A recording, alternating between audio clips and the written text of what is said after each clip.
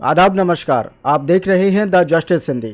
रमजान के मुकद्दस महीने के आखिरी जुमे यानी जुमातुल विदा के मौके पर बरेली समेत देश पूरी तरह इबादत और रूहानियत के माहौल में डूबा नजर आया। बरेली शहर की मस्जिदों, दरगाहों, खानकाहों में हजारों रोजदारों ने नमाज अदा कर मुल्क में अमन व अमान, तरक्की और भाईचारे के लिए दुआएं मांगी। पुलिस प्रशासन के मुताबिक पूरे बरेली जिले में करीब 1383 मस्जिदों में अलविदा जुमा की नमाज अदा की गई। अलग अलग मस्जिदों में नमाज का वक्त दोपहर 12:45 से शाम 4 बजे तक रखा गया ताकि भीड़ को बेहतर तरीके से मैनेज किया जा सके।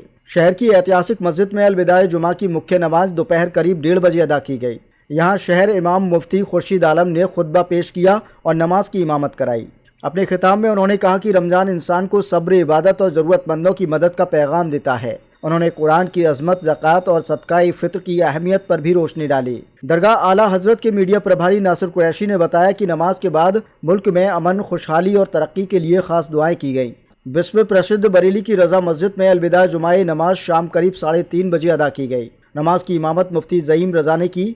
इस मौके पर दरगाह प्रमुख मौलाना सुबहान रजा खां सुबहानी मियाँ और सज्जादा नशीन मुफ्ती अहसन रजा खां कादरी समेत आला हजरत खानदान के कई लोग मौजूद रहे। मुफ्ती अहसन मियाँ ने कहा कि जुमातुल विदा में कोई अलग नमाज नहीं होती, बल्कि आम जुमे की तरह 2 रकात फ़र्ज अदा की जाती है। उन्होंने लोगों से अपील की कि ज़कात और सदका जल्द अदा करें ताकि ज़रूरतमंद लोग भी ईद की खुशियों में शामिल हो सकें। शहर की कई अहम दरगाहों और मस्जिदों जैसे दरगाह शाह शराफत अली मियाँ, दरगाह शाहदाना वली, खानकाए नियाजिया और मस्जिद नौमेला में भी तय वक्त पर नमाज अदा की गई। इसके अलावा मोती मस्जिद, नूरानी मस्जिद, सुनहरी मस्जिद, शह मीनार मस्जिद, बीबीजी मस्जिद और हबीबिया मस्जिद समेत शहर के सैकड़ों मस्जिदों में नमाजियों की बड़ी तादाद देखने को मिली। अलविदा जुमा के मौके पर कई रोजदारों की आंखें नम दिखाई दी। लोगों ने दुआ की कि अल्लाह अगले साल भी रमजान की बरकतों से नवाजे। मोती मस्जिद के हाफिज चांद खान ने कहा कि रमजान इंसान को रोज़ा, नमाज और नेकियों की राह सिखाता है। वहीं सिविल लाइन की नौमेला मस्जिद के इमाम मुफ्ती अब्दुल बाकी ने कहा कि यह महीना रहमत, मगफिरत और नजात का महीना है और मुसलमानों को साल भर इबादत जारी रखनी चाहिए। इस मौके पर समाज सेवी पंबी खां बारसी ने नमाजियों का इत्र लगाकर इस्तकबाल किया और लोगों से ज़रूरतमंदों की मदद करने और समाज में भाईचारा बनाए रखने की अपील की। जिले के वरिष्ठ पुलिस अधीक्षक अनुराग आर्य ने बताया कि त्यौहार को शांतिपूर्ण तरीके से संपन्न कराने के लिए पहले ही पीस कमेटी की बैठकों का आयोजन किया गया था। सुरक्षा व्यवस्था को मजबूत बनाने के लिए जिले में 152 क्लस्टर मोबाइल टीमें बनाई गईं और कई संवेदनशील इलाकों में ड्रोन से निगरानी की गई। इसके अलावा 2 कंपनी पीएसी और 1 कंपनी आरएएफ भी तैनात की गई। इसी कड़ी में एसपी सिटी मानुस पारिक और सीओ आशुतोष शिवम ने भारी पुलिस बल के साथ शहर में फ्लैग मार्च निकालकर लोगों को सुरक्षा का भरोसा दिलाया। अलविदा जुमे की नमाज के साथ ही रमजान के आखिरी अशरे की शुरुआत हो गई है। मस्जिदों में रोजदारों ने अपने गुनाहों की माफ़ी, मुल्क में अमन, चैन और तरक्की के लिए दुआएं की। अब सबकी निगाहें ईद उल फित्र के चांद पर टिकी हैं, जो रमजान के मुकम्मल होने और खुशियों के त्यौहार की आमद का पैगाम लेकर आएगा। फिलहाल इस खबर में इतना ही। कैमरामैन के साथ में मोहम्मद जावेद, द जस्टिस हिंदी।